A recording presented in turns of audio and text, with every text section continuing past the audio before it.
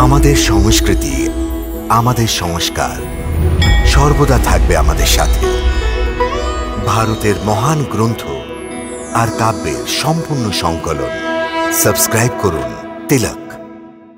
আমার বিশ্বাস আপনার পুত্র ফিরে আসবেই। এই কথার কি মূল্য আছে? তোমার মতো সান্ত্বনা দেবার লোক, এইভাবে মিথ্যে আশা দেবার লোক তো প্রচুর এসেছে,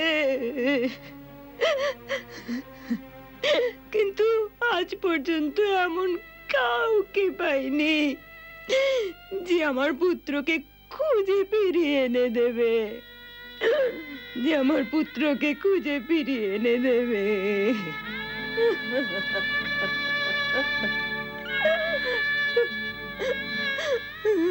নিজের শোকের বোঝা এই দুই বালকের ওপর কেন চাপাচ্ছ? ভালো করেছ যে তুমি এদের প্রতিশ্রুতি মুক্ত করেছ। না গুরুদেব, আমার প্রতিশ্রুতি কখনো মিথ্যা হবে না। আমি পণ করেছি যে প্রাণ দিয়েও আমার প্রতিশ্রুতি পূরণ করব। তাই আমি প্রতিজ্ঞা করছি যে আপনার পুত্র তিনলোকের যেখানেই থাক তাকে খুঁজে এনে আপনার কাছে পৌঁছে দেব।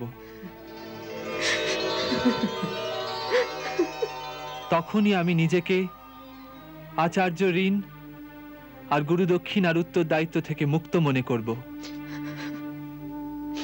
যতদিন না আমি আপনার পুত্রকে ফিরিয়ে আনছি ততদিন আমি আপন গৃহে ফিরব না।